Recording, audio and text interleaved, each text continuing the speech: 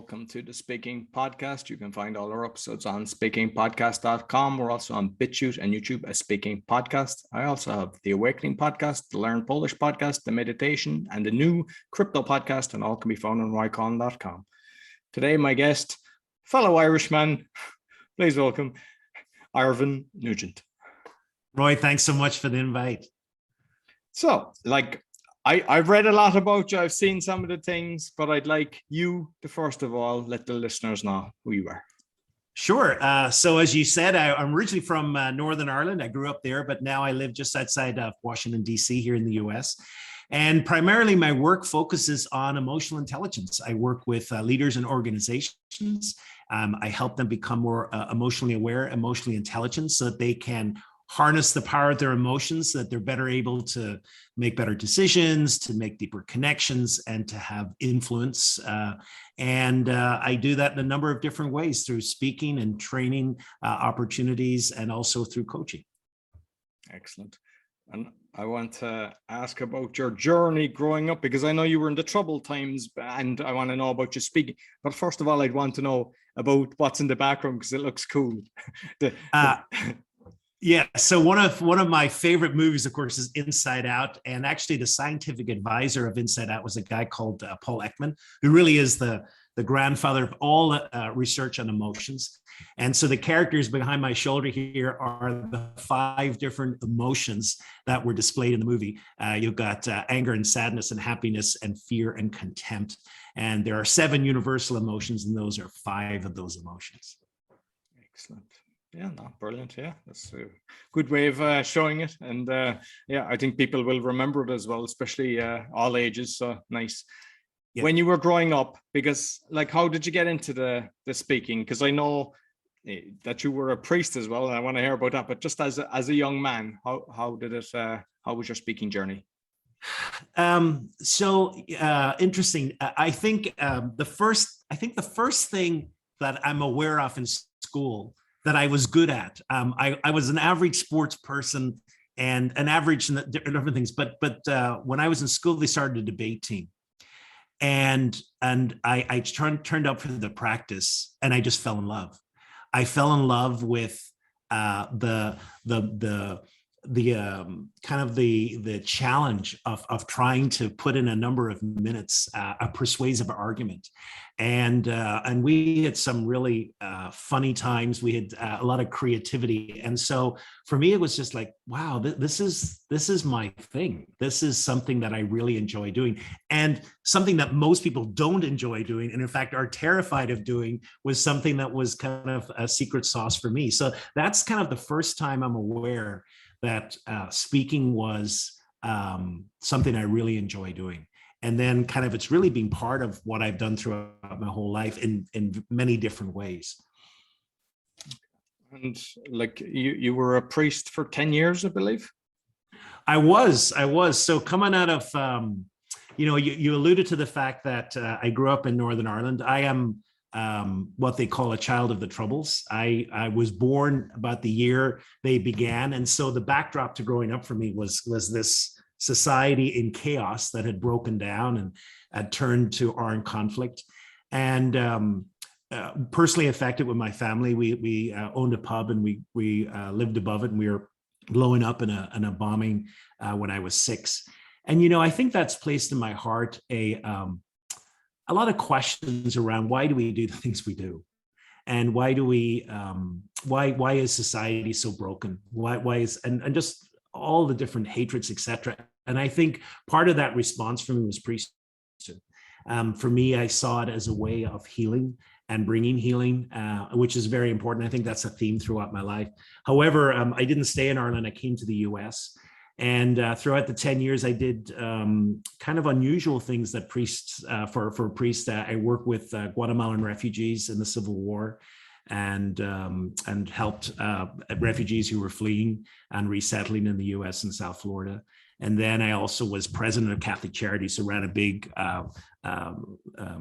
charity outfit as well. So it was kind of, I did things that are normally not accustomed, but again, many, many different opportunities then of speaking and being persuasive. And I think that was part as well of how I use speaking in the role of healing.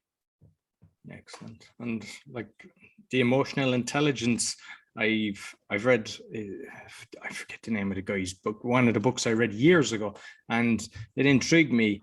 And like, because in the school or in life, it tends to be on memory and nothing about the other characteristics that you can have. So you might just kind of what you've noticed about that, because I know you've spoke in a lot of prestigious places, I know all over the world, the Marriott, the FDA, NASA, and everything. So you might what's your secret sauce on that?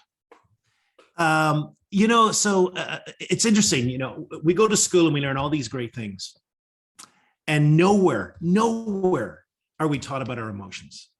And it's almost like, well, you'll pick that up. That'll come naturally. And for some people, who have good socialization skills, it does. They kind of grow up in healthy families. They grow up in where they're able to kind of assimilate good emotional intelligence. But for most people, it's a mystery.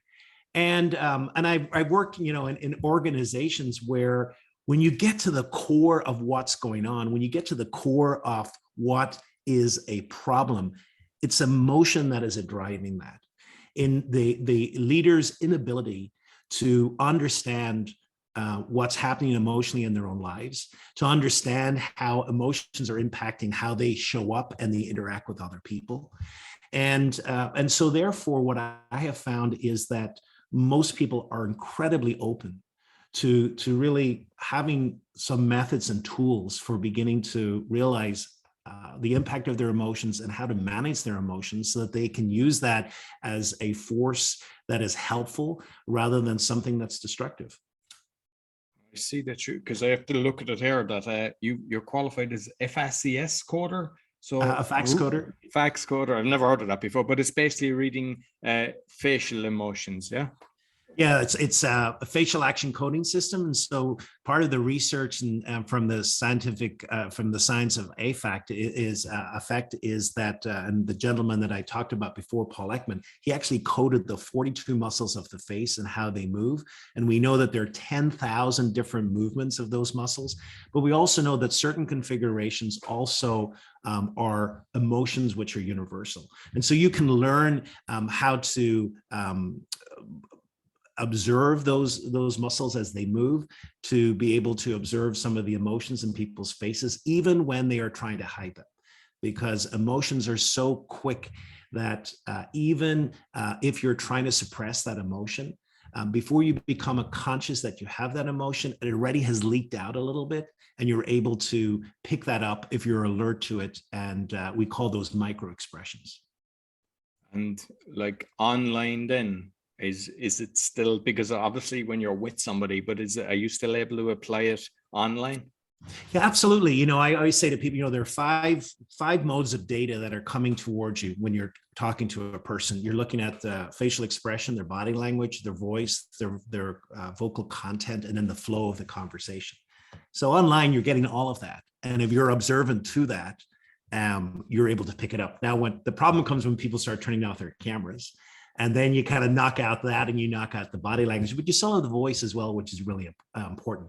One little tip that I would always give for Zoom is something very unnatural happens virtually, and that is, unlike in real conversation, we actually are looking at ourselves at times speaking, and that's super unnatural. And so therefore it adds to distraction. And so we don't really pick it up. There's actually a setting in Zoom, I'm not sure about the other platforms, but certainly in Zoom, where you can not just, it's not turning off your camera, but it actually turns off you seeing yourself. And I always say to people, that's really helpful, because then it helps you engage in a more natural conversation and helps you become more observant.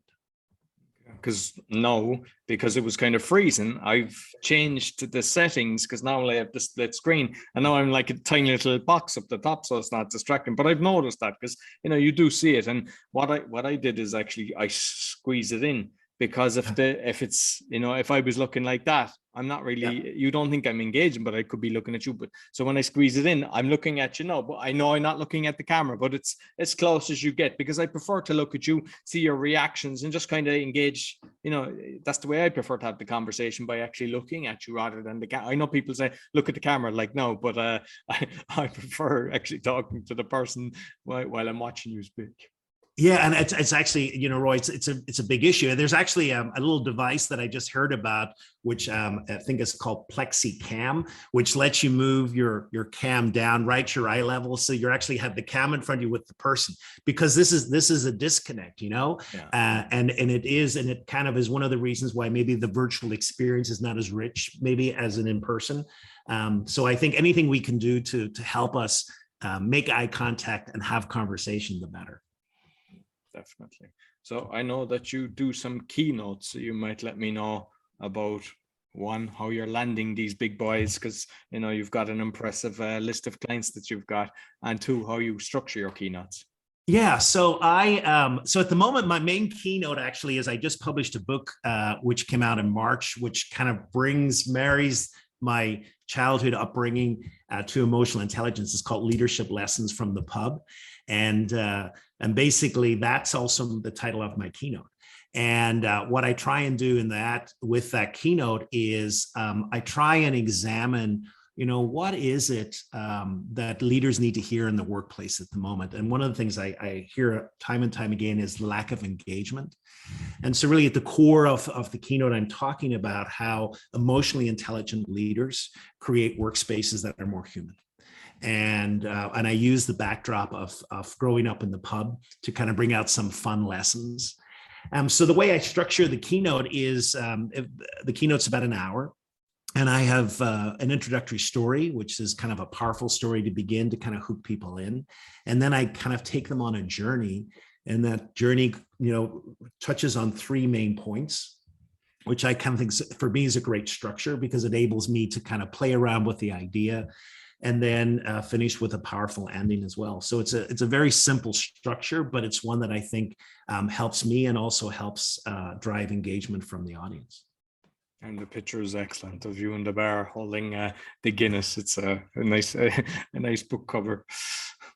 And actually, it's a funny story about that. So that was in a pub in DC. He's a good friend of mine. He's from Roscommon, and he said, "Well, do you want to pour a pint?" And I said, "God, I haven't poured a pint for like 30 years." So I said the pressure was on, and as I was pouring the pint of Guinness, but he said, "Well, not bad, not bad." I said, "You know, it's kind of like riding a bike. Once you learn to pour Guinness, you never forget." Oh, brilliant. And like with the qualifications that you've got, do you find yourself analyzing people constantly, or are you able to switch off?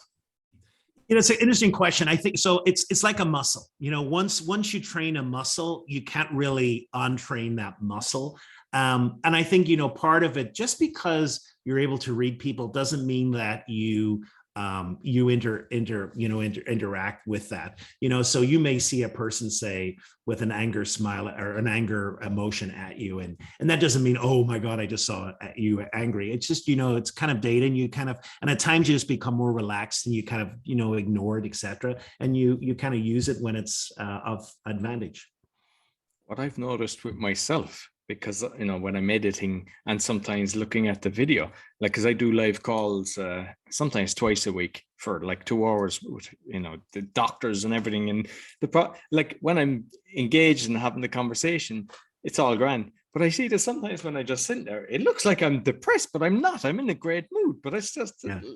And I don't know what that's about, because I remember, because I even started thinking that one guy used to be asking a friend of mine, he's like, "Are you all right?" And I'm like, "I'm grand." And this is going back, just being out in the garden.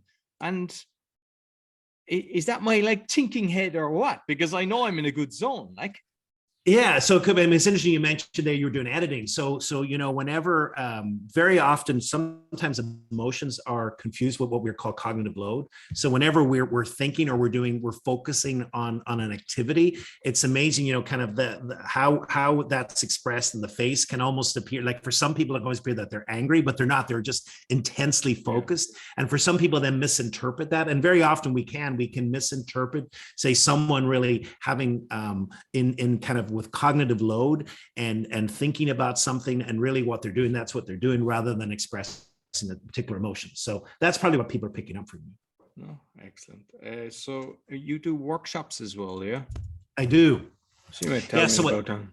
Yeah, so I do workshops basically around the area of emotional intelligence, and you know, when it comes to emotional intelligence, I like to describe it in 4 different ways. What I'm trying to help people do, I'm trying to help people first be able to read themselves, and have self-awareness.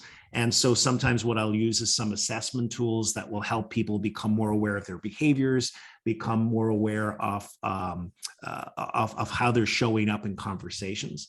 And then self-management. So I help people with tools, concrete tools to, in the midst of an emotion, say in the midst of a triggering event, to have some tools to help them manage that. Recognition of others. So part of the training I do is helping people read people's faces, grow their empathy so they can make greater connection, deal with conflict in the moment, and then also then engage with others. And so we'll do that through helping people with decision-making, conflict management, team building, etc. So all of the workshops are around each one of those 4 quadrants. And the goal, of course, is helping people become more emotionally intelligent.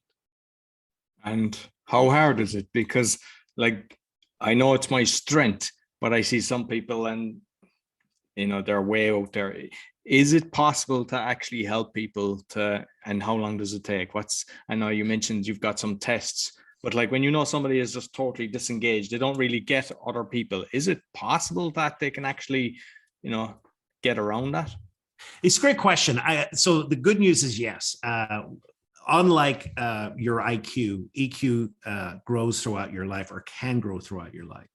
When you're 17, your IQ has reached its peak, and that's it, and then it declines as you get older. But with EQ, there's practical things that you can do to help a person grow in their awareness, grow in seeing other people, etc. And you know, very often what I try and bring is a scientific approach. So I'll work with, you know, you mentioned kind of NASA, NIH, etc. I've worked with very scientific communities with people like, you know, the last thing they want is like, just don't bring emotions into this. We just want it very cold and clinical.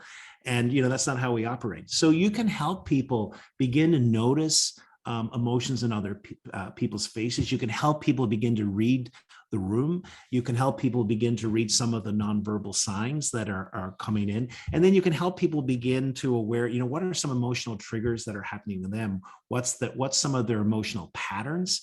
And now, of course, the premise of all this, it needs an open person. So it needs a person who wants to learn, who sees the value in this. But absolutely, there is people can make tremendous progress in becoming more emotionally intelligent. Excellent. That's good. That's good to hear. And so you're a coach as well. So is it based on the same thing, or what's your coaching around?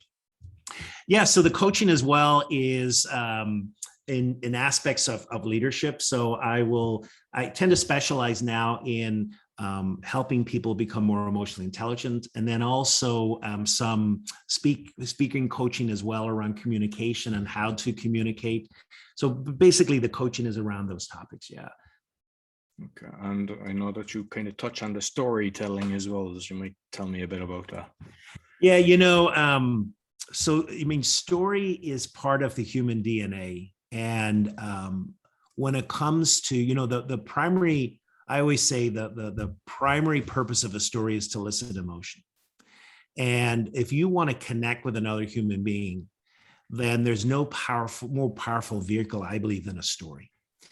Because just scientifically, we know that when we listen to a story, you know, we're not just hearing words. It's interesting that put people in fMRI machines, and they've kind of looked at their brain and said, what's lighting up when they hear a story? And the surprise there was, you know, well, the parts of the brain that process words was lit up. Yep, that's well, what they didn't expect was other parts of the brain were lighting up depending on what part of the story was being read. So when there was, say, action in the story, like Peter kicked the ball, well, the part of the motor cortex that processes action was lit up. Or part of the brain that deals with smell, when the story had, you know, the woods smelled damp, lights up as well. So from that, we know then that something interesting is happening. When we hear a story, it's almost like we're immersing ourselves in the story. We begin to live the story ourselves. And if there's an image I use with telling a story, it's like a flight simulator. So it's almost, we're in that flight simulator as well. And that's why stories have such an incredible stickiness with us. You know, I always tell leaders, you know, if you give a presentation and and it's full of dry statistics, et cetera, and people leave the room, you know, they're probably not going to remember anything. But if you're able to put those statistics into a meaningful story that's able to express that, and people walk out the room and you say, what did you remember about that? They'll remember the story. And so stories have a tremendous power to help people become emotionally engaged with a vision, become emotionally engaged with an idea or a thought, and used well, they are super powerful. I remember reading a book, I think it was from a Danish guy, Biology, B-U-Y, and it was on about the parts of the brain lighting up. And like, for example, you know, if I saw my favorite beverage, you know, since you're in the pub book, your book with the pub, that would light up the same as, say, if you were the priest and the religion, you know, it's the same kind of thing. So it's, and also what I remember reading, and it was kind of shocking actually, is all these kind of anti-cancer posters, they were acting as triggers to make people want to light up. Yeah. Yeah. Oh, absolutely. Yeah. And it's you know, we know that even in buying, we know that when we buy things, we normally buy emotionally. However, what happens after that is, and this is where we think differently, is that we then use logical arguments for why we bought. You know, and we think then we're being very logical, but in reality, you know, the emotions being involved there, and then we kind of want to add logic to that. So there is this process, and it is a mystery. We're still discovering, you know, every day, kind of new insights into the brain and how we function. When you're speaking, then, like, if you're on stage, are you just going from memory, or what's your kind of strategy? Because everybody's got their own kind of different ways. Some people practice 100 times, others just kind of have an intro and a conclusion with a few bullet points. I'd like to know your way. So yeah, it's interesting. You know, I find that if I over practice, I get stale. So I do like, I am very much in the moment. Now, that doesn't mean that I know, I know exactly where I'm going. I know exactly the content. But as well as that, there is an unspoken dynamic that's happening. So there are things like, for example, when you walk onto a stage, one of the things that I'm reading is the energy of the people in front of me, because I think that's something you can predetermine. You can ask about where they're at in a company or what's happening, but you know, you go into an audience and you see there's high energy there, and you can feed off that energy.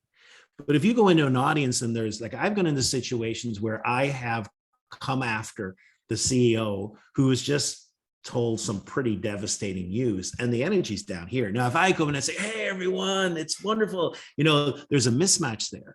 So part of that, what I'll do is kind of, where's the energy taking me? And I can raise that, but I've got to be sensitive to it. I'll go in with an opening. My opening is always solid. It's I know exactly what I'm going to say. I know how it's going to be phrased.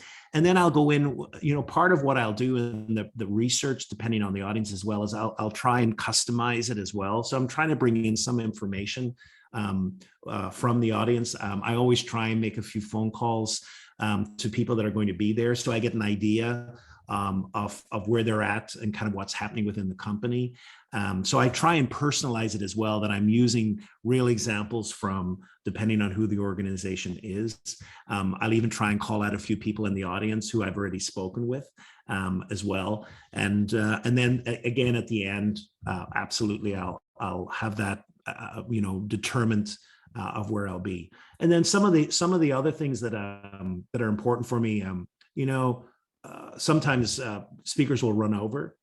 So when you're going on stage, say at 12 o'clock and you don't get to go to 12:10, you know, sometimes I'll say to the meeting planner, is it more important that I deliver an hour of content, or is it more important that I finish at 1 o'clock? And they look at me and they say, if you can finish at 1 o'clock, you'll be my hero. So you know, to be able to have in your mind as well, different eventualities are important. No, excellent. So finally, you might give me a breakdown of the book, because I'd like to know what you cover inside your book. So the book is, I pull out 7 different lessons that I see in the pub. And where I came from that is, you know, I've coached a lot of leaders, and one of the main things I hear at the moment is engagement. How do you create more human workplaces? And so it got me curious about the pub. What is it about? Here's this institution, hundreds of years old. People call it their local, and interesting things happen there. There is people don't feel they have to go there being perfect people. They can be vulnerable. They tell stories. They laugh. There's no elitism there. Kind of people, you can sit down and talk with whoever. There's community there. So that I was curious. So then the lessons I pulled out for that is, as the bar owner, you get to set the tone. So I talk a little bit about the power of leaders to set the tone. I talk about triggering and being emotionally triggered and to know your triggers. I talk about the power of story and how story can transform. I talk about community and building community. What does it mean to build an inclusive community which invites everyone to the table? I also looked at a conflict. This conflict's part of the pub as well. And so then how does that translate some of the lessons into the pub? And then finally, I talk about presence and the power of presence with each other. And I actually bring in another idea from Celtic spirituality, which is called thin place. It's these places that the Celts believed that the veil between heaven and earth was thin. So when you went there, you actually felt different. And Glendalough is kind of a good example of that, in just outside Dublin in the Dublin Mountains. And then I said, well, that's an interesting concept. Well, what if we were a thin place for each other? What if someone came into our presence and because of the power of our presence, they felt different? And so I talk about what does that mean as well in leadership. Excellent. Oh, sounds intriguing. This one I have to put on my bucket list to read, because I read about 100 books a year. So it's definitely, I like that style, the way that you're structuring it. So that's something that Cool. Yeah, I'm very interested in. So you might let people know how they can contact you. Sure. So simply, you can go to my website, irvinnugent.com. There's two things that they may be interested in. One is I have a very active YouTube channel. I put out an educational video every Wednesday on different topics of emotional intelligence. So go to YouTube and subscribe there and you'll get those videos. And then there's also an introductory course to emotional intelligence, a free course, which I offer, and it's irvinnugent.com/gift. And they can get that there. And then all the other, the speaking, the training, and the book is all part of the website. Yeah, because I think on your website, you've got a lot of resources, don't you? A lot of free resources. No, you do. Yeah, in fairness, because not everybody does that. So I love when I see things like that. So yeah, I mean, for me, emotional intelligence is as good when you have tools to practice with. So part of my mission is to push out as many tools as possible, practical things. The book is that. The book is full of practical tools because it's a concept is only as good when it's practiced. No, excellent. So I'll make sure I put all the links for your YouTube channel and the book, the whole lot of them, on the podcast description and also on the video. So listen, Irvine, it's been a pleasure to speak with you. Really. Likewise. Thanks, Roy. Appreciate it. So that's all for the Speaking Podcast. You'll find all our episodes on speakingpodcast.com or on BitChute and YouTube, the Speaking Podcast. Be sure to give us a thumbs up, share with your friends, give us a 5-star rating. Until next week, take care.